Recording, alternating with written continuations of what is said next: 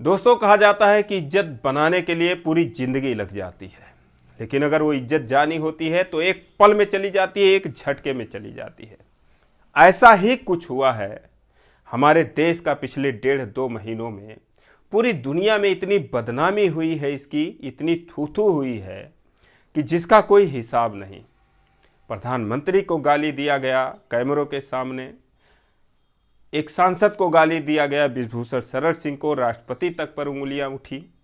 ये सब पूरी दुनिया देख रही थी और इसके जिम्मेदार हैं कुछ ऐसे खिलाड़ी जो अपने मतलब के लिए, अपने स्वार्थ के लिए उन्होंने राष्ट्र की इज्जत को दांव पर लगा दिया। जी हाँ दोस्तों, मैं बात कर रहा हूं विनेश फोगाट, बजरंग पुनिया और साक्षी मलिक की।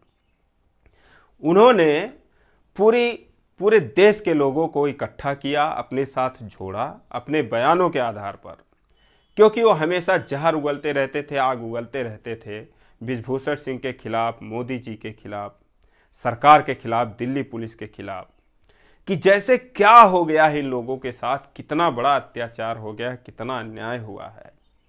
और लोगों को कुछ पता नहीं था, वो अंधेरे में बिल्कुल थे। सिर्फ उनके बयानों के आधार पर, उनकी आग उगलते हुए जो शब्द थे, उनके मुंह से हमेशा जहर निकलता ही रहता था।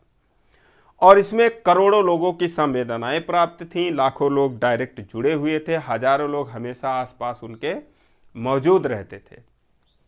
और अब जब एफआईआर की कॉपी आई है सामने, तो उसमें दोस्तों अगर देखा जाए तो एक छेड़खानी से ज़्यादा कुछ भी नहीं है। ऐसा कुछ नहीं है कि जिसके लिए इतना बड़ा आंदोलन किया गया, जिसके लिए देश की इज्जत को दांव पर लगाया गया, जिसके लिए दिन रात सरकार को गाली दी गई और इतना बड़ा तमाशा किया गया, इतना ड्रामा किया गया। ये जो खिलाड़ी हैं, जाहिर सी बात है मशहूर खिलाड़ी हैं, तभी पूरे राष्ट्र के लोग इनके साथ जुड़े। लेकिन इन्हें अपने ही लोगों पर भरोसा नहीं रहा, क्योंकि जो कमेटी बनाई गई उसका उन्होंने वेट नहीं किया। जब मामला यही था, भाई सबको नहीं पता था जो लोग इससे जुड़े थे, लेकिन केस तो तुम लोगों ने करवाया था, तो तुम लोगों को तो असलियत पता थी कि इसमें क्या क्या है, मामला क्या है। छेड़खानी का आरोप है, सेक्सुअल हरासमेंट का केस है, पीछा किया जाना शामिल है। इसमें जो भी कुछ है उसके लिए 10% भी इस आंदोलन का नहीं बनता था कि जो इतना सारा किया गया देश के कोने कोने में घूमकर, तमाशा पे तमाशा, तमाशा पे तमाशा, हरिद्वार तक पहुंच गए अपने मेडल लेकर, गंगा में विसर्जन करने के लिए। यानी एक तरह से कहा जाए इमोशनल अत्याचार इसको कहा जा सकता है। इमोशनल अत्याचार उन्होंने पूरे राष्ट्र के लोगों के साथ किया, पूरे देश को गुमराह किया और बदनाम किया। और सिर्फ अपने स्वार्थ के लिए, अपने मतलब के लिए उन्हें चंद शिकायतें रही होंगी बृजभूषण सिंह से, क्योंकि कहा जाता है कि जब वो कुश्ती फेडरेशन के अध्यक्ष बने तो उन्होंने पहले तो डिसिप्लिन इसमें बहुत ज़्यादा टाइट किया, अनुशासनहीनता बहुत ज़्यादा थी, उन्होंने सबको अनुशासित किया, क्योंकि दबंग टाइप के आदमी थे, तो उनके आगे किसी की नहीं चली। और इसी का नतीजा है कि पिछले 10-12 सालों में कुश्ती का स्तर ऊपर भी उठ के आया, ऐसी बात नहीं है। ओलंपिक में मेडल मिले, कॉमनवेल्थ वगैरह में मेडल मिलते रहे, लेकिन अब इनको क्या शिकायत थी? जो भी थोड़ी बहुत छेड़खानी का मामला था उसको या तो उसी वक्त लाए होते, चलो ठीक है, उस वक्त नहीं तुम लाए, कंप्लेन किए, इस वक्त भी किए तो तरीके से करना चाहिए था। अब इस पर जो है इतना बड़ा बखेड़ा आप लोगों ने कर दिया, देश की जो इज्जत गई, अब बताओ वो वापस आ सकती है? इसका जवाब कौन देगा? विनेश फोगाट देंगी, साक्षी मलिक देंगी, या बजरंग पुनिया देंगे? कौन देगा? अरे जांच का इंतजार नहीं किया तुम लोगों ने, और तुम लोगों के सच्चाई पता थी तुम लोगों को पूरी तरीके से, तो राष्ट्र के लोगों को गुमराह किया अपने बयानों के आधार पर।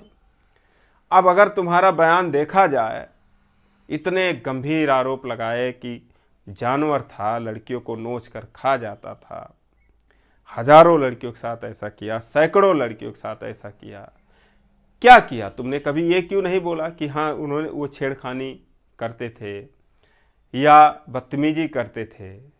ये सब करते तुमने किसान नेताओं को गुमराह किया और जो नेता थे, केजरीवाल वहाँ तक पहुँचे, प्रियंका चोपड़ा वहाँ तक पहुँची, बहुत सारे मीडिया वाले, बहुत सारे सोशल मीडिया वाले जिनको बोलने की तमीज़ नहीं, वो सरकार को दिन रात भर भर के वो लोग गाली देते थे।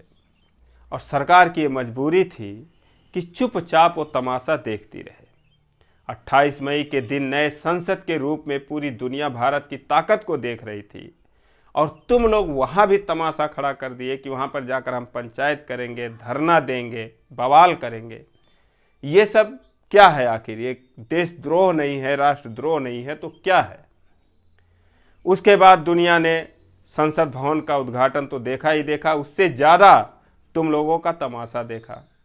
तो दोस्तों, कुल मिला जुला कर अब पहलवानों से जवाब मांगना चाहिए, उनसे सवाल पूछना चाहिए कि इतना बड़ा तुम लोगों ने देश की बदनामी करी है, किसके इशारे पर करी है, क्यों करी है, इसके पीछे किसका हाथ है, तुम्हारी मंशा क्या है?